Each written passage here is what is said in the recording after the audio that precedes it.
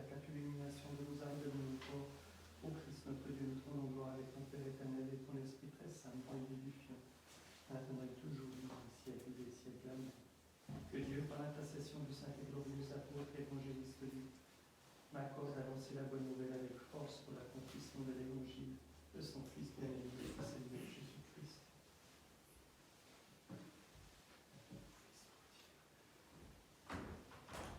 Sagesse, debout en silence, écoutons le Saint Évangile. Paix à tous.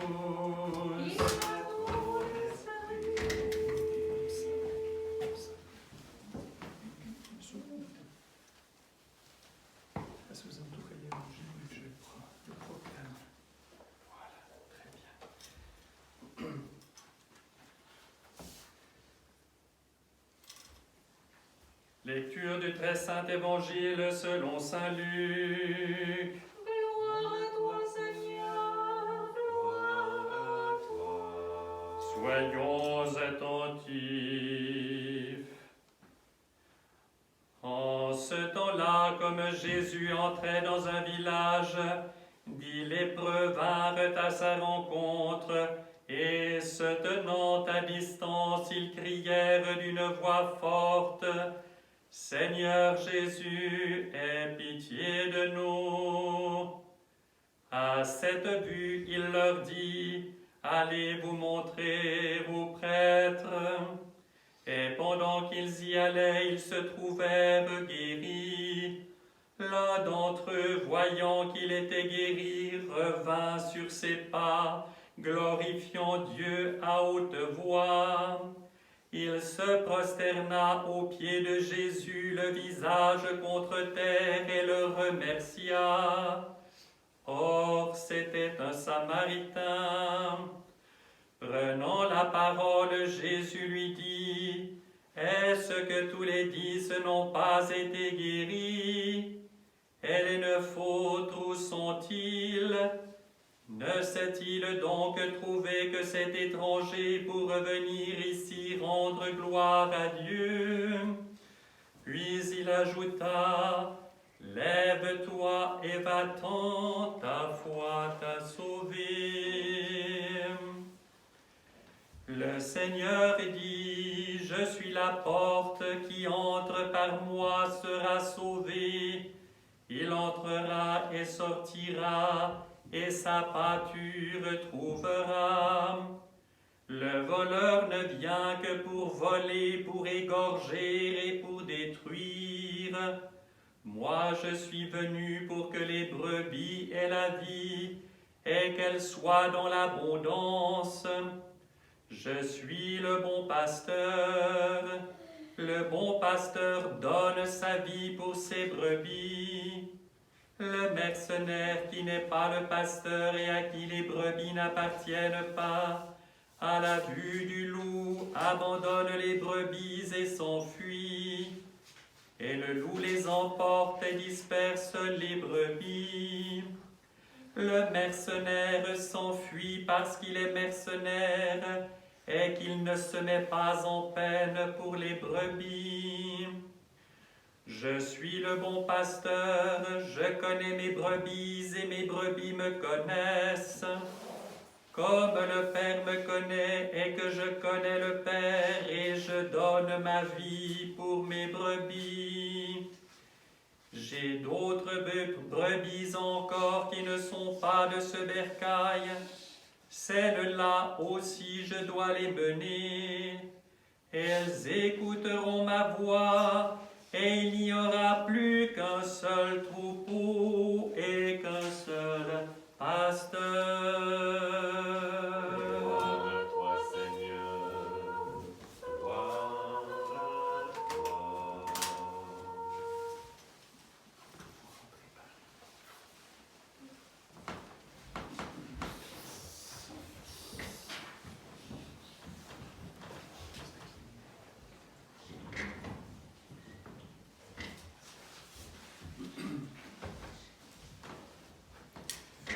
Au nom du Père et du Fils et du Saint-Esprit, ainsi soit-il. Chers frères et sœurs, nous continuons notre chemin de préparation vers la nativité du Christ, vers la célébration de ce mystère extraordinaire du Dieu homme, de Dieu se faisant homme, se donnant pour nous, donnant sa vie pour nous libérer du mal, nous libérer de la mort. Et dans cette perspective-là, il se trouve que nous célébrons, vous le savez toujours, nous l'avons fait hier, Saint Nicolas, et le jour d'après, c'est Saint Ambroise de Milan. Saint Ambroise de Milan est un saint extrêmement important, d'un point de vue général pour l'Église. Je vais vous lire à l'instant la notice du synaxaire, vous comprendrez pourquoi, mais aussi parce que c'est à lui que l'on doit, en tant que successeur dans l'action, si vous voulez, de l'apôtre Barnabé qui a évangélisé le nord de l'Italie, eh bien la poursuite de cette œuvre, et c'est à lui qu'on doit l'évangélisation, aux disciples de saint Ambroise qu'il a envoyé de Milan, l'évangélisation des régions de langue italienne de la Suisse actuelle, le Tessin en particulier, la région de Lugano, et véritablement, et on le comprend tout à fait pourquoi, toute cette région a toujours relevé spirituellement, liturgiquement aussi de Milan, et ils ont célébré depuis lors une variante de la liturgie occidentale qu'on appelle justement rite ou usage de Milan ou ambrosien de saint Ambroise de Milan justement. Mais vous comprendrez pourquoi ce saint est si important et pour le nord de l'Italie, respectivement la Suisse aussi, mais surtout pour toute l'Église répandue jusqu'aux extrémités de la terre. Et cela nous aide à préparer la venue du Christ à Noël. Le 7 de ce mois, mémoire de notre Père dans les saints, Ambroise, évêque de Milan. Flambeau rayonnant de la lumière incréée, cet illustre Père dont le nom évoque l'immortalité divine était issu d'une noble et puissante famille romaine convertie au christianisme. Il naquit à Trèves en 339, où son père exerçait l'importante charge de préfet du prétoire pour la province des Gaules. On est à ce moment où l'Empire romain devient chrétien, se christianise petit à petit.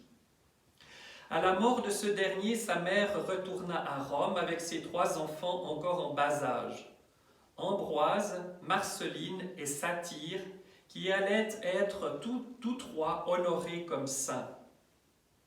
Encore au berceau, et ça c'est tout le langage allégorique de l'Antiquité, des abeilles vinrent voltiger un jour autour du petit Ambroise. Elles pénétrèrent dans sa bouche, puis s'élevèrent vers le ciel en présage de son éloquence céleste. Confié au meilleur maître, il manifesta par la suite de grandes capacités pour les sciences et faisait en particulier l'admiration de tous pour ses dons oratoires. À l'issue de ses études de droit, il fut bientôt désigné par l'empereur Valentinien Ier, qui est mort en 375, comme gouverneur de la province de Ligurie-Émilie, ayant pour capitale Milan. Il a été nommé en 370. Le préfet Probus lui dit alors, sans savoir qu'il prononçait une prophétie, « Va et gouverne plutôt en évêque qu'en juge », voulant par là l'exhorter à la compassion et à la miséricorde. De ce fait, le jeune homme s'acquit bien vite l'attachement et la reconnaissance du peuple par sa sagesse et ses vertus.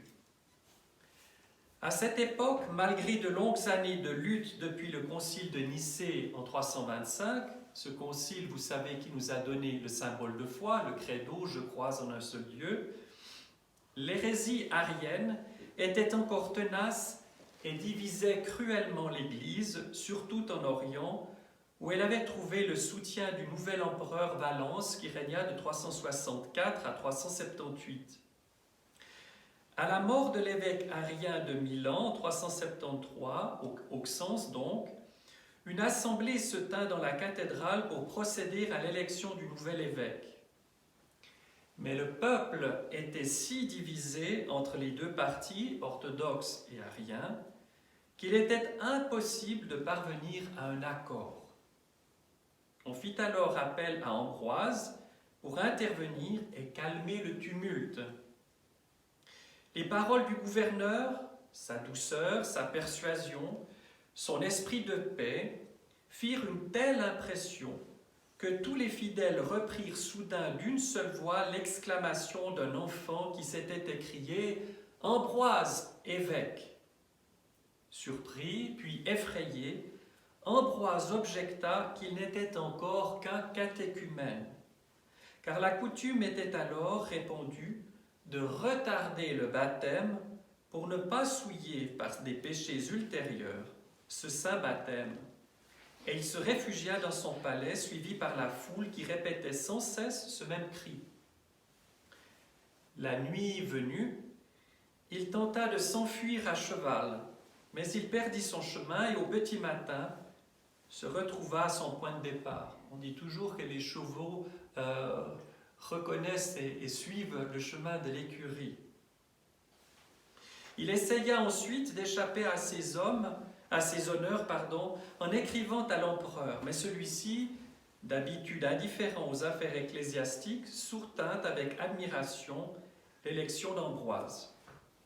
Finalement, résigné à se soumettre à la volonté de Dieu, ce rhéteur et administrateur de 35 ans fut ordonné évêque 8 jours après son baptême, à la satisfaction des deux parties, le 7 décembre 374. Dès lors, Ambroise se consacra complètement à son ministère céleste et renonça à tout bien, richesses et plaisirs.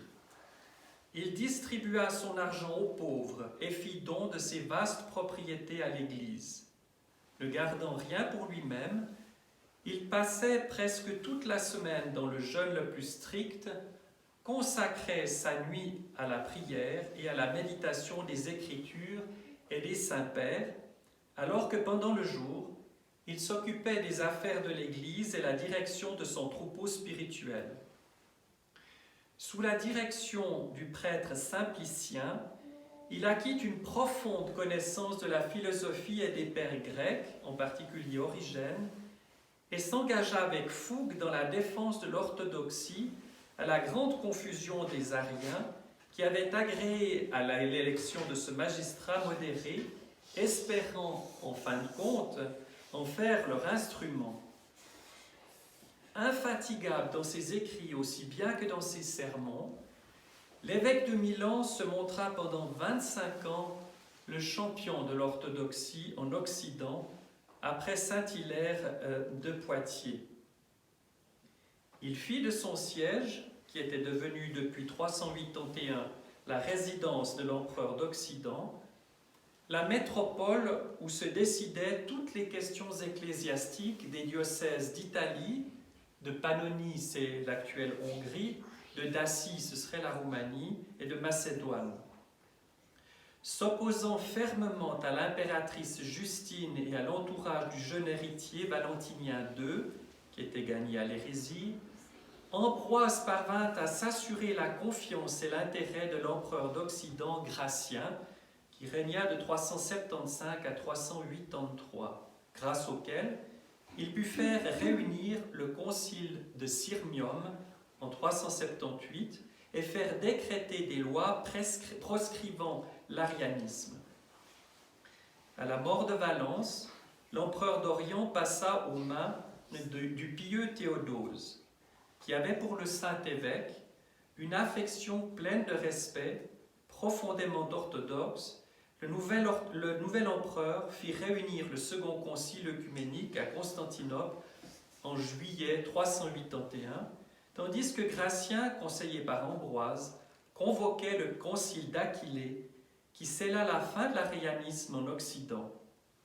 Le concile de Constantinople a finalisé, si vous voulez, le credo que nous disons que tout le monde dit tous les jours. Toutefois, cette amitié avec les princes ne faisait pas perdre à saint Ambroise le sens de l'indépendance de l'Église à l'égard du pouvoir civil.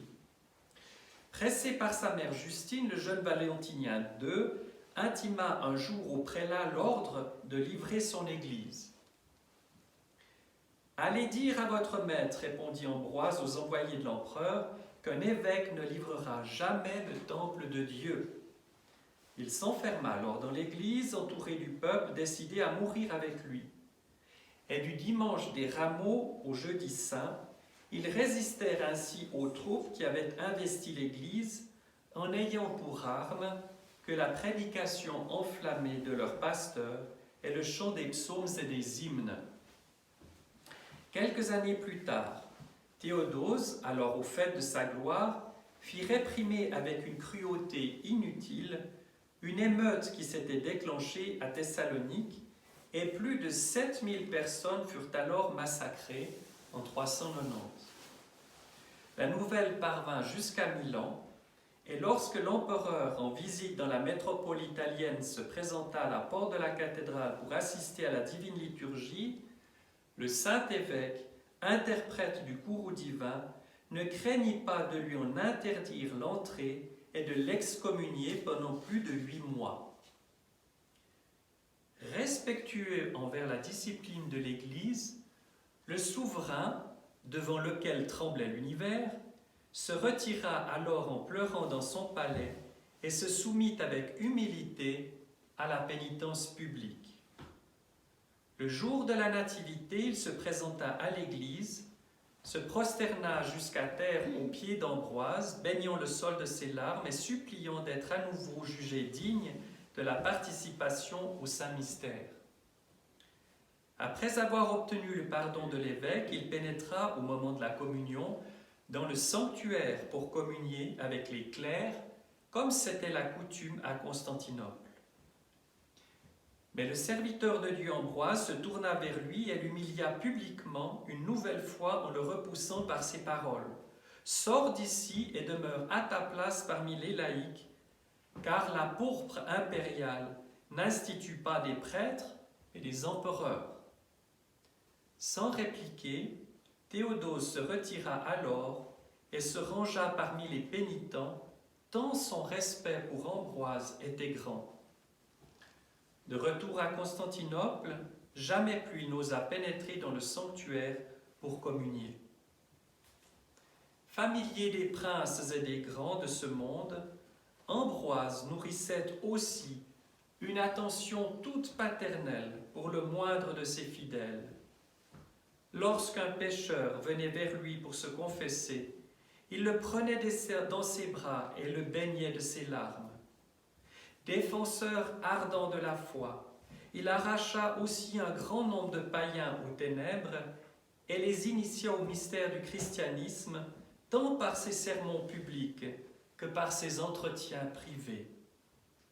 Le plus célèbre de ses disciples fut saint Augustin, qui, grâce à l'évêque de Milan, put se détourner du manichéisme, qui est une des hérésies de l'époque et qui survit d'une certaine façon aujourd'hui aussi, et entrer définitivement dans l'Église qu'il allait si brillamment servir.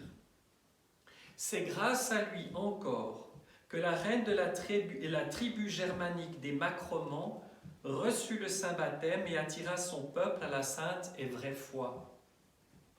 Malgré ses multiples activités, ce grand pasteur trouva cependant le temps de composer de nombreux ouvrages, principalement exégétiques et moraux, dans lesquels il fit preuve d'une vaste culture, tant sacrée que profane, et qui contribuèrent grandement à la diffusion de la doctrine des pères grecs dans le monde latin. Outre son œuvre oratoire, Ambroise enrichit aussi l'Église par de magnifiques hymnes liturgiques destinés à être chantés par le peuple en 2 chœurs antiphonés, qui furent un des plus riches éléments de la liturgie latine pendant de longs siècles. Saint Ambroise s'endormit dans la paix du Christ à l'aube du samedi saint, le 4 avril 397, 2 ans après son impérial ami et disciple Théodose, dont il avait prononcé l'éloge funèbre. Son corps repose encore aujourd'hui dans la basilique de Milan.